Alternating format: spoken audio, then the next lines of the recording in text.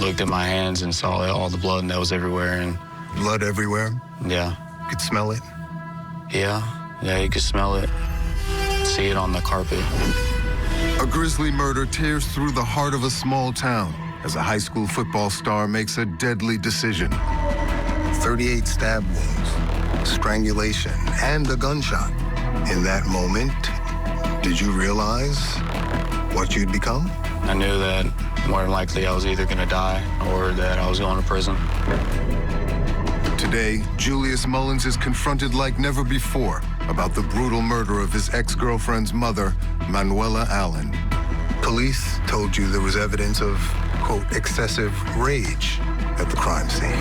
They asked you if you were thinking of someone else at the time. Were you thinking of Melanie, enraged by the belief that she was off having sex with other boys? No. You're sure about that? Was it really a robbery turned bad, as he has long claimed? Or was there something much darker at play, hidden behind this young killer's vacant eyes? It sounds like an evil game of chess that you're playing with these people's lives. Yeah, sadly. I guess you could say that. Was this straight up revenge? To punish Melanie for breaking your heart? Do you think you might have murdered Manuela to even the score for the heartache that you suffered?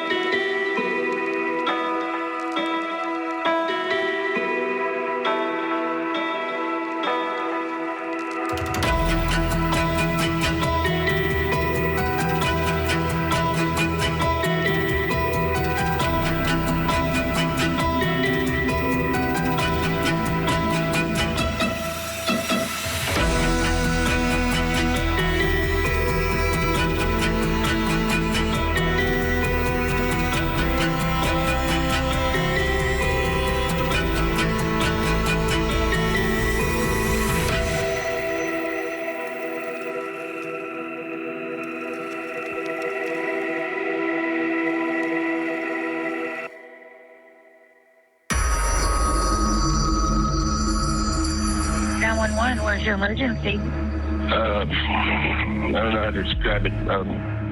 My wife is missing, and there's blood all over her bedroom. On July 7, 2019, police were called to the home of Peter Allen.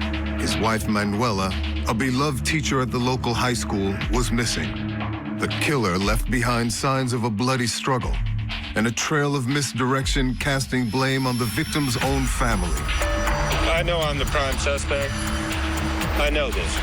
But what I want is I want you guys out finding the who actually did it. As usual, suspicion first fell on the husband, Peter Allen, who said he'd fallen asleep on the sofa after drinking on the night of the murder. But the grim discovery of Manuela's body and evidence at a nearby lake unlocked the truth. We have some breaking news to share with you this afternoon. 18-year-old Julius Mullins is charged in connection with the murder of the mother of four. The beloved teacher was murdered by a student she mentored and knew well, Julius Mullins. He was also the ex-boyfriend of the victim's daughter, Melanie. You love Melanie, didn't you? And that's not a reason to do this to her mother. Mullins pleaded guilty and was sentenced to 55 years in prison and will be up for parole in 2047. He claims he panicked and killed Manuela Allen when she caught him trying to rob the family's valuable gun collection. But because there wasn't a trial, questions remain about that fateful night and Mullins' true motives. Was it actually a burglary gone wrong, or were there even darker forces at play? I headed to a prison 2 hours outside Dallas to find out.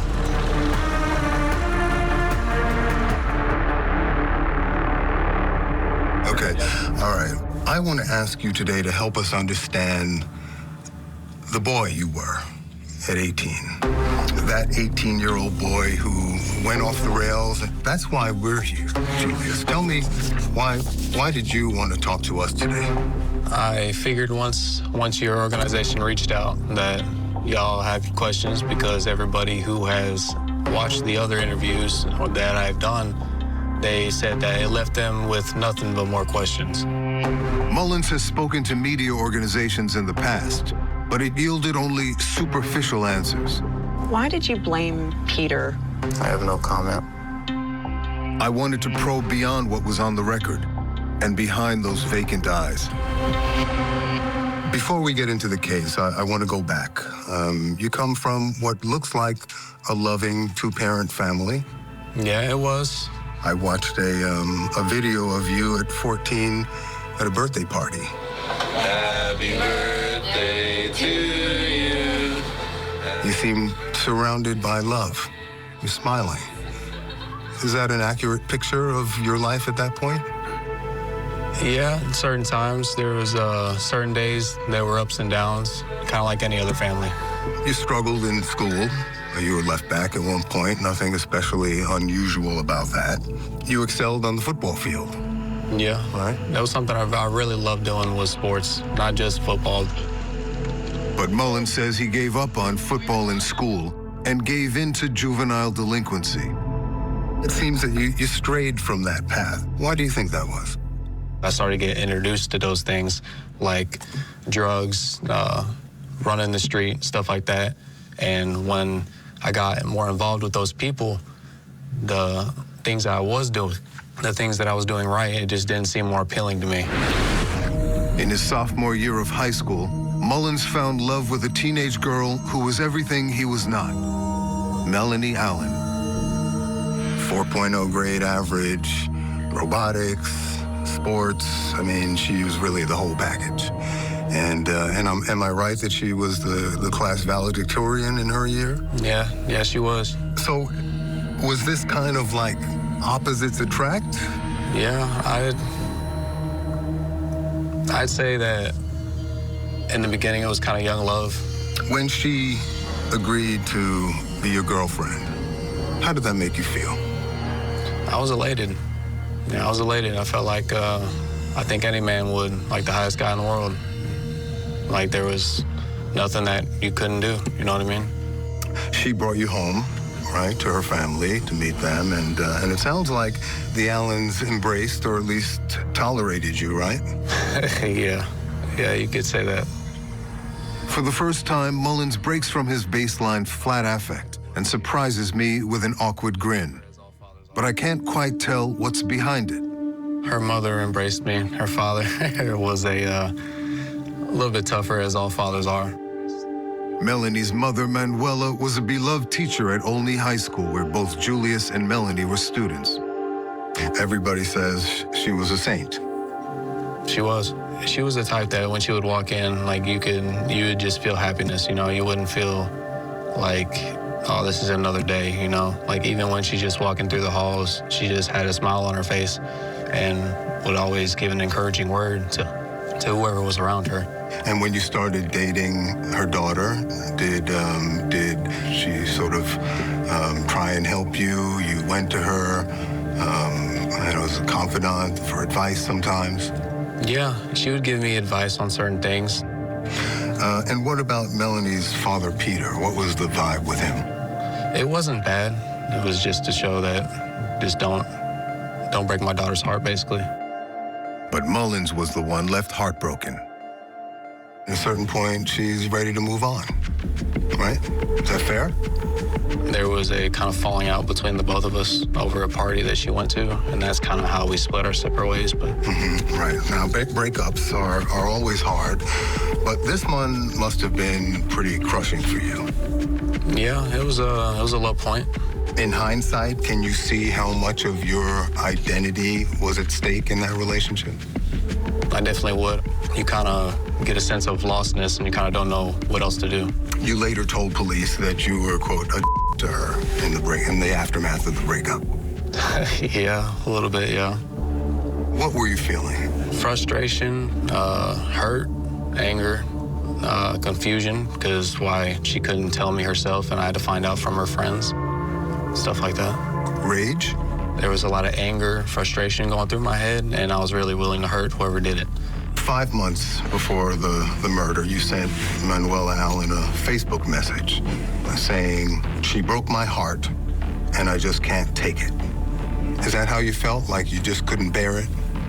Yeah, for a little while. No, at that time when I had turned to drugs, alcohol, anything to numb the pain. Mullins was spiraling and taking it out on Melanie and her family. You say you still loved her after the breakup. Did you really? I did, yeah. For months, Mullins tracked Melanie's social life online and tried to enlist her friends and family to somehow win her back, all the while seething about the breakup. By the summer, she started dating other people. By the way, so were you. Yeah. Right? But I'm sure it was a bitter pill to swallow. Yeah? Is that fair? I'd say yes, but I mean, it didn't really surprise me. I wasn't really like hurt by it because I kind of figured that that's really where her mind was in the first place. Here, Mullins begins to downplay the impact of losing Melanie and his fixation on her, maybe to deflect me away from malicious motives. So I dig in. It does seem like you had ill will towards her. I mean, from some of your messages to friends, you called her terrible things. You might have to freshen my memory on it. She's a bitch. She's a sadistic bitch. I realize what a hoe she is. I'll slash her tires.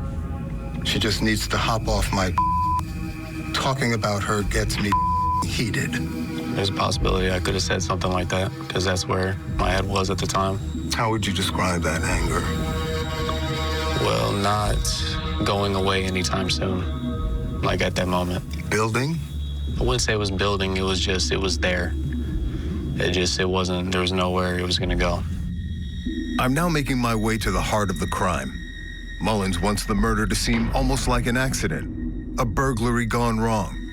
But he can't make that case if he admits to obsessive rage. There's a reference in the record to Peter getting upset with your behavior in the aftermath of the breakup. So much so that he even changed the locks on the house. What was going on that would cause him so much concern? That, I'm not really sure because I didn't tell her parents that we had broken up. I just stopped coming and I didn't come over anymore. You seem to be spiraling.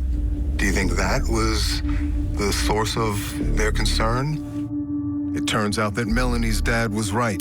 Julius Mullins was a serious threat, not only to Melanie, but to the entire Allen family. All this leads up to July 7th, 2019, right? Julius, in as much detail as you can recall, tell me what happened that night.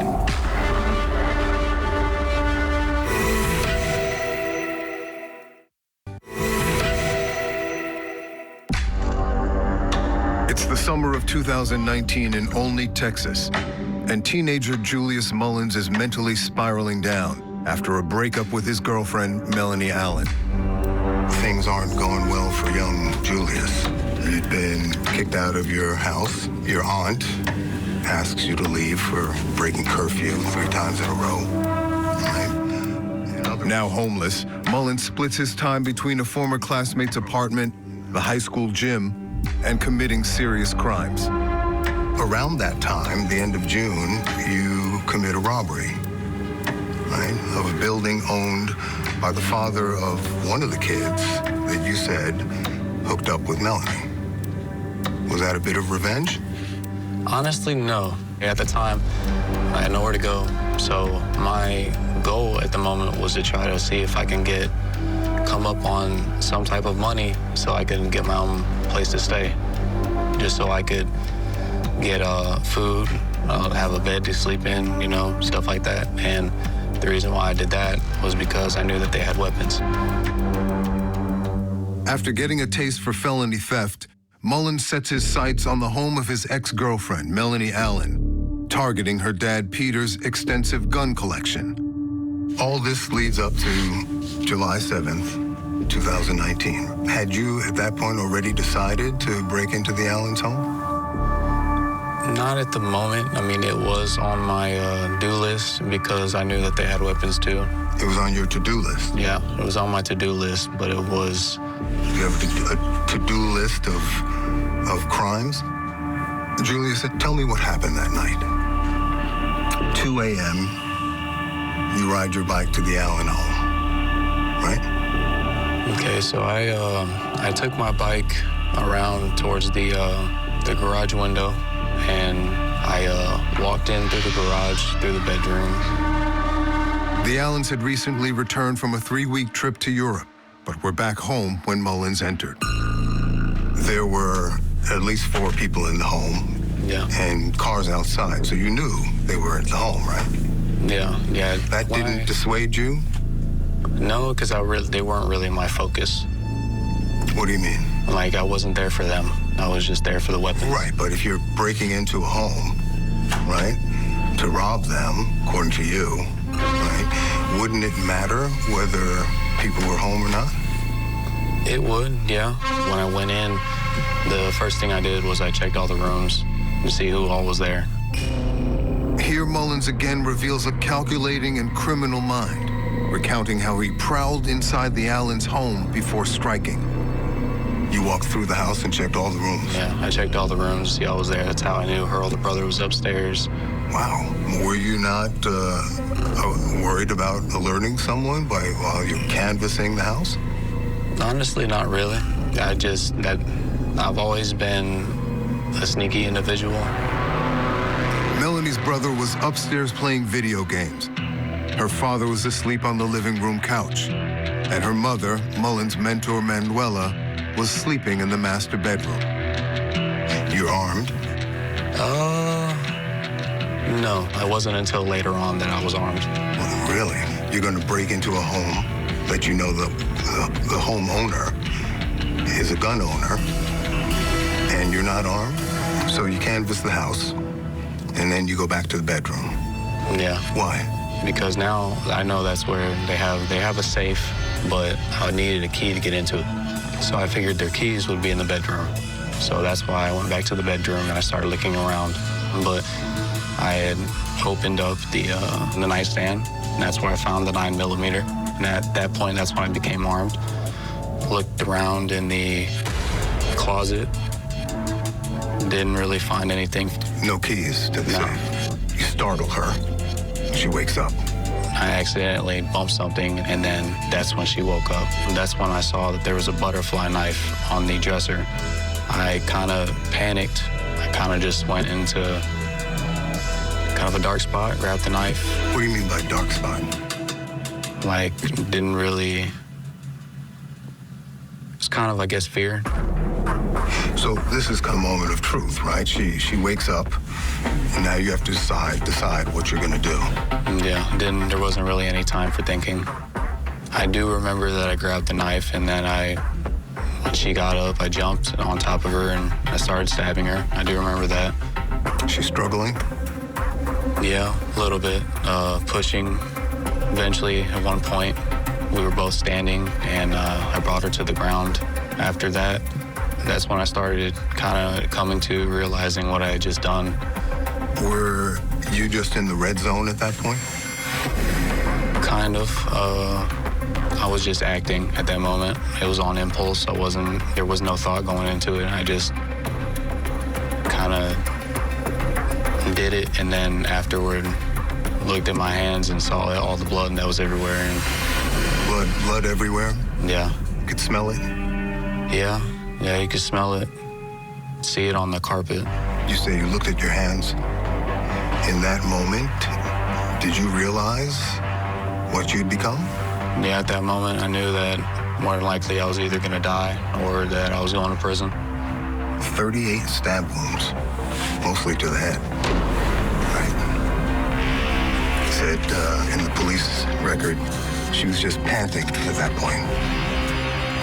Yeah, it really sounded like she was fighting for breath. I was kind of in my own head, if I'm being real with you. What do you mean by that, Julius? And now I'm sitting there starting to think, so all the things that I had literally just done, now I'm processing through what I had just done, and what did you feel, if anything? The things I was thinking of was, how do I not let her family see what I had just done? Covering it up. Yeah, basically, yeah. And what's the plan now? You stripped the bedding. Yeah, basically I took all that off, wrapped her inside of it to make it a little bit easier so I could drag her and get rid of her so that when they woke up, they wouldn't have to see that. Get rid of her? Through the garage? Yeah, I took her through the garage. By yourself? Yeah, by myself. I dragged her out towards the back. At this time, that's when I got the car, put it in neutral, pushed it around back by myself, had it in the alleyway, waiting, and then I took her the rest of the way, brought my bike back there too, put it in the trunk. You put her in the trunk? No, I put my bike in the trunk. Okay. And then I brought her through the grass in the backyard, and then lifted her and put her in the driver's side passenger seat. Was that difficult? It was. She was kind of heavy, but I did a lot of powerlifting at school. Were you not afraid that somebody in the house would hear the commotion? I knew that nobody had stirred, really. Nobody knew anything. Okay, so now Manuela's in the car, bike's in the car, you got the car keys. What's the plan now? Now, my main plan is to just take them to the lake. Mullins drove out to a nearby lake and dumped her body in the brush. By then, it was almost 6 in the morning. You get on your bike and you flee the scene. Yeah. Where'd you go? After that, I went straight to the high school. The coach was letting me stay for a little while in the gym. So I went in there and they had a shower and stuff in there and trash can, stuff like that. Got rid of my clothes, cleaned myself up. Did it occur to you, Julius, in the course of this? Oh my God. I was a troubled teen, and now I'm a teenage murderer. Yeah, it did. Once I started coming to after she was on the ground in the house, like I said, I started processing all these things, and I didn't know what to do, what was gonna happen next, and I started just, I guess, accepting my fate, accepting that I'm more than likely gonna die in here.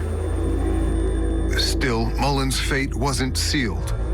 In fact, for several days after the murder, he avoided suspicion and even helped cast blame on the victim's own husband and son. I do not want to get arrested. The whole town is now in shock and fear, right? And rumors abound about Peter and Darian being responsible. You helped spread those rumors, right? Honestly, I did tell the police, yeah. Well, the one day after the murder, you messaged your mom on Facebook and told her you heard her son Darian killed her. You remember that? Yeah. So now you're deflecting, displacing the blame onto innocent people. Was that okay in your head at the time? No. I mean, I knew it was wrong, but yeah, I still did it. Soon, you reach out to Melanie and you offer her support, a shoulder to cry on. Is it possible that you calculated this whole thing, that if she suffered a catastrophe, like losing her mother, it could provide an opportunity to get Mel back in your life? Did you murder her mother to try and drive her back into your arms?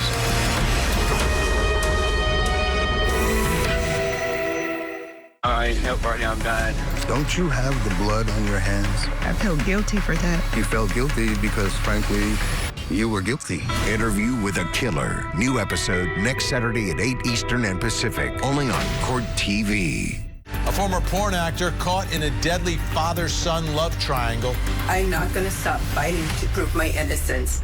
The Love Triangle Beheading Trial. Live coverage weekday mornings 8, 7 Central on Court TV.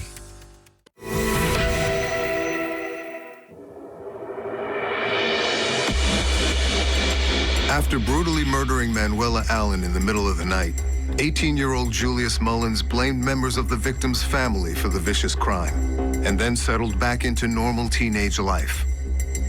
4 days after the murder, you're posting on Snapchat, right? And you're mugging for the camera like you have not a care in the world. How do you account for that? I was doing drugs and anything to numb the pain.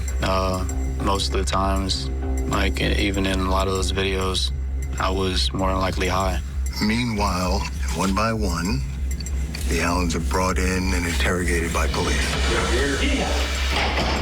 You may think that we're looking at you on this deal, but a lot of the stuff we get more information is so we can put the whole picture together. Absolutely. All the traumatized Allens come under suspicion because they're in the house. And how could this happen by an intruder without anybody hearing it? I know the truth, and the truth is I didn't do it. Well, but you don't know the truth because you said you weren't awake when it happened. I did not want to lose she was my soulmate, and still is.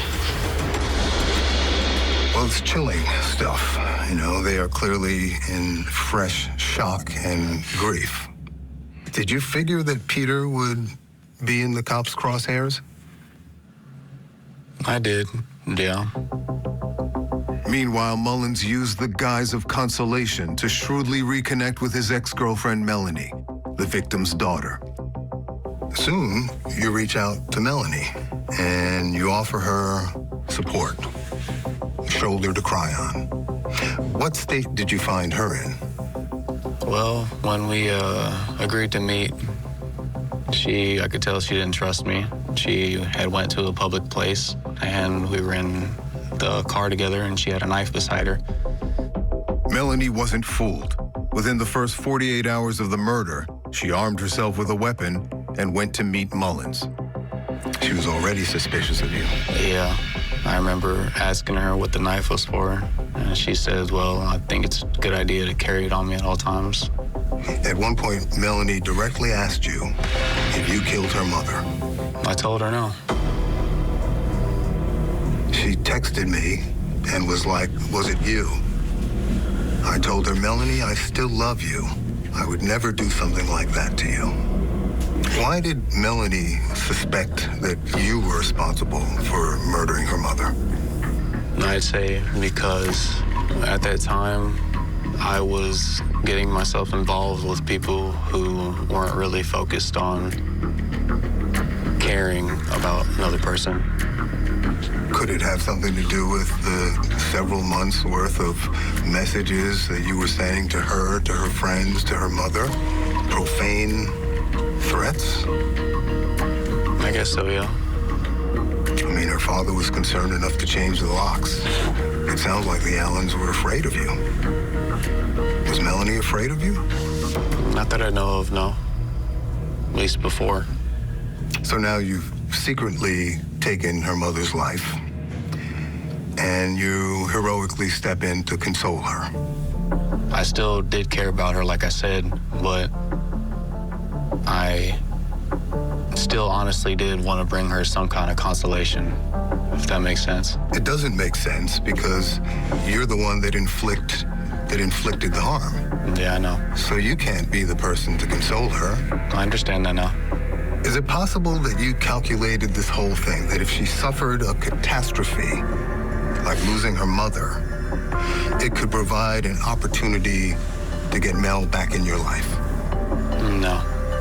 I didn't plan on doing none of that. I didn't try to do that just so I can gain her attention or anything. But that's kind of what happened. It is what happened, yeah. Listen to this exchange with the Texas Ranger.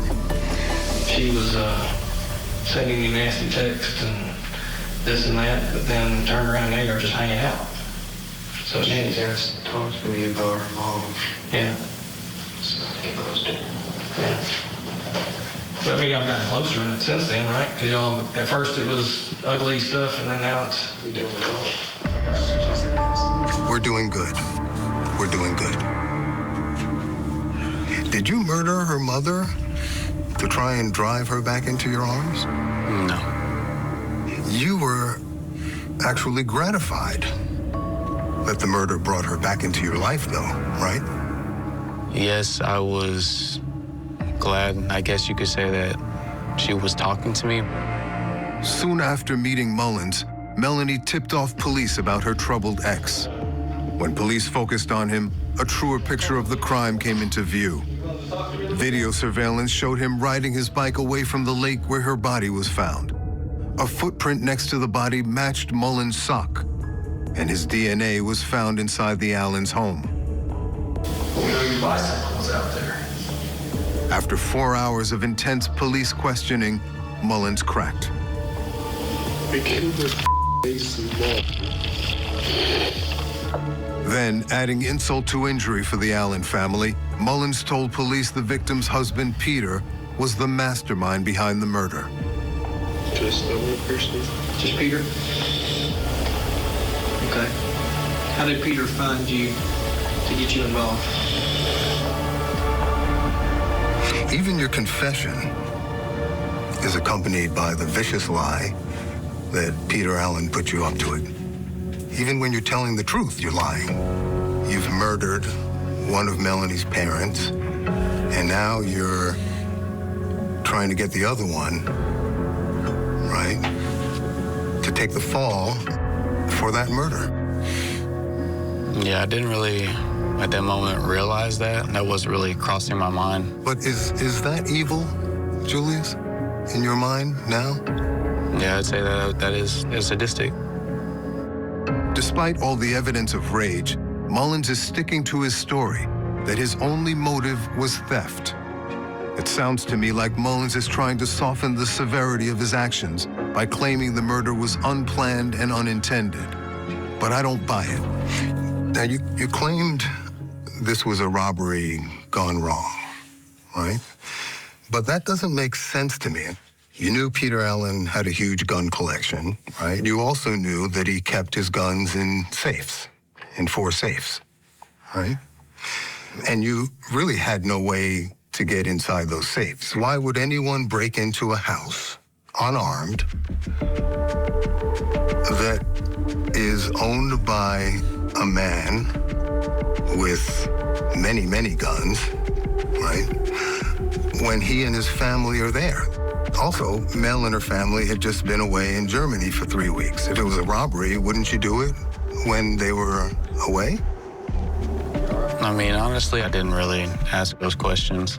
You could have backed out of this whole caper when Manuela woke up, right? You would have had a lot of explaining to do, but it would have been better for all concerned than committing a murder to cover up a lesser crime. There has to be something else at play here, Julius. Do you accept that? I'd say no. I say it was just something that was upon impulse. Like I said, I had thought that it would be a good idea to go and just get the weapons so I could sell them, make money. Mullins insists he was only looking for a quick payday. But this murder looks more like payback. It sounds more like an evil game of chess that you're playing with these people's lives. Yeah, sadly. I guess you could say that. Was this straight up revenge?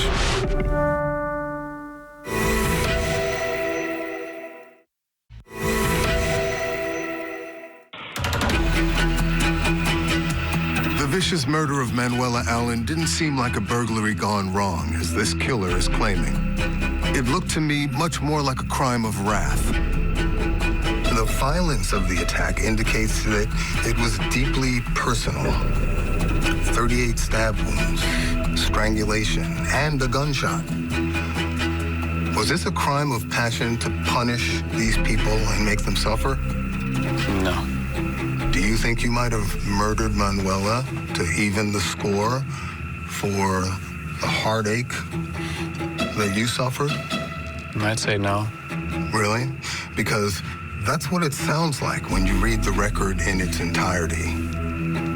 That wasn't my thoughts. To me, Mullins seems emotionally flatlined, a stone-faced wall of denial about his motives. But former Army interrogator Greg Hartley, an expert in nonverbal cues, co-host of the popular web series The Behavior Panel, sees a nervous man who's hiding something. What I'm trying to do is to figure out whether their mouth is saying what their mind is thinking. He screams emotion. You just got to be able to see it. Look at the finger. Here's a beautiful example. This guy is so braced. If he comes in, he's prepared. He's locked down. He has his feet braced under the chair, I guarantee you. He is feeling emotion about the interview, and he's trying to contain so he doesn't explode. But when he's pressed pretty hard, you see those two fingers move up against the phone. How are you? These are adapters. Adapters are ways we release nervous energy. Hartley flags 2 momentary breaks from Mullins' flat bass line that reveal a surprising emotion for a killer who says he's coming clean. Joy. She brought you home, right, to her family to meet them, and it sounds like the Allens embraced or at least tolerated you, right? Yeah. Yeah, you could say that. Which one is more accurate? Her mother embraced me. Her father was a little bit tougher, as all fathers are. If you want to know who this guy really is, the only time he is amused, the only time he's happy is around these bad boy comments. Look at it. Yeah. Yeah, you could say that. When I remind Mullins how he used to trash his ex-girlfriend Melanie, Hartley says pleasure leaks out of his stony mug again. She's a bitch. She's a sadistic bitch. That's contained pleasure, is all it is. For Hartley, our interview reveals that Mullins is feeling something, but it's not sympathy for his victims. Shame is always present. That is always present. Think about that a lot. Disappointment. He's showing emotion, but I don't think it's sorrow. Sorrow has a very distinct look. The center of your brow tips rise, and you show sorrow. There's no sorrow in his face. He doesn't feel it. He doesn't even try to pretend to feel their pain. I don't think he feels any remorse. I think he was angry about his relationship with the young woman. And in our interview, Mullins is about to prove Hartley's point. Julius, tell me the truth. Did you love Melanie or did you hate her?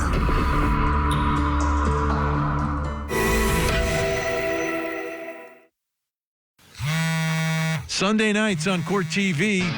Join us for a night of food, friends, and our favorite legal dramas. It's Order in the Court. And this week, we're binge-watching Bull. Sundays on Court TV. I help right now, I'm dying. Don't you have the blood on your hands? I feel guilty for that. You felt guilty because, frankly, you were guilty. Interview with a Killer. New episode next Saturday at 8 Eastern and Pacific. Only on Court TV.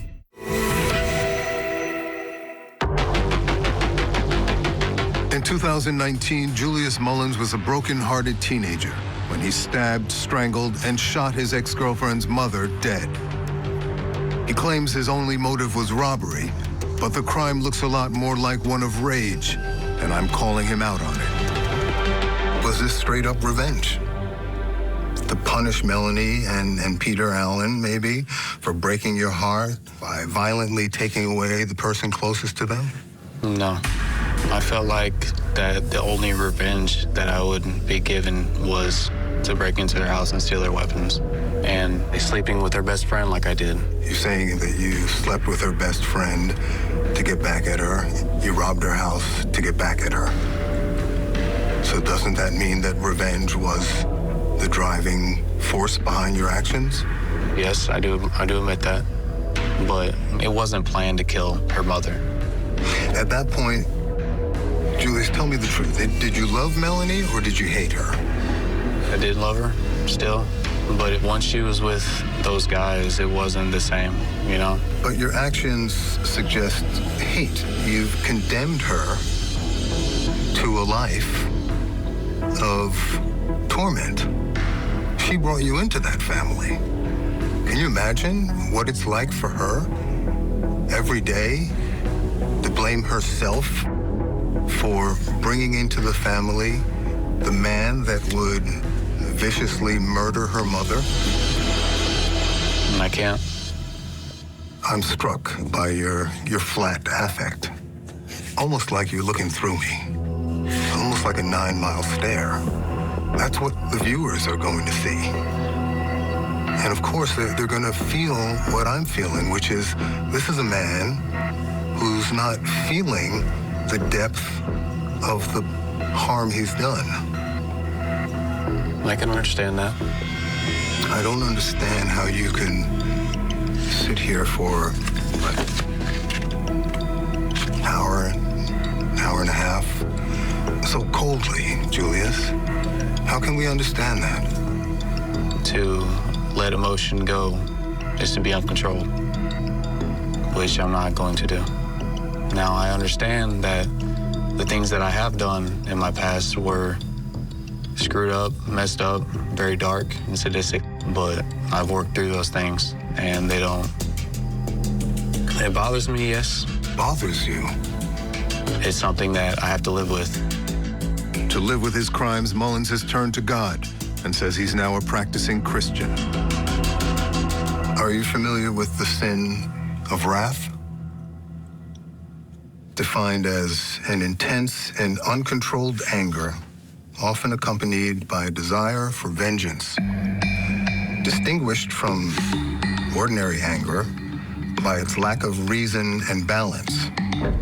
Wrath can manifest as hatred, resentment, and a desire to inflict harm, violence, even bloodthirstiness. Wasn't this a crime of wrath, Julius? I would say, yeah. And your wrath sentenced Melanie to a living hell. Do you agree with that? I agree. You told our booking producer that you're no longer a killer and that you would terminate this interview if we called you that. Do you remember that? Yeah, I do. Here you are, responsible for the lifelong torment of an entire family, and you're quibbling over being labeled a killer? Isn't that selfish of you? I'd say it wasn't selfish, but I would say that it is not right to label by someone by what they were instead of what they are. Even if your God forgives you, you'll always and forever be a murderer, Julius. Right? Yep. Mullins never terminated the interview, but he did end it with more self-pity than sympathy for his victims. You have hope? I do. Even though you've deprived that family of it, you're better off than they are on that level, right? And on so many levels. You're fortunate compared to them. I'd say less. They have a lot more than I have. The only thing I have is something to look forward to, and they have something to think about because they lost it. You think you're less fortunate than they are? I do. Yes, I took their mother out of their lives, but they have the ability just like you, and they can do whatever they want to do. Wow. That is a remarkable lack of empathy, Julius. I think they have more opportunities and resources that are available to help them get through what I did, how I destroyed their family. Did you read the victim impact statements that were submitted to the court? I don't think I did. When Mullins was sentenced, Manuela Allen's husband and daughter shared their eternal grief with the court. Their heartbreaking words seemingly lost on this young killer, even now. Before my mother was murdered, I had a happy family. Now I have a shell of my former home, and our family has been destroyed. My life is a living nightmare, and I will never be able to escape.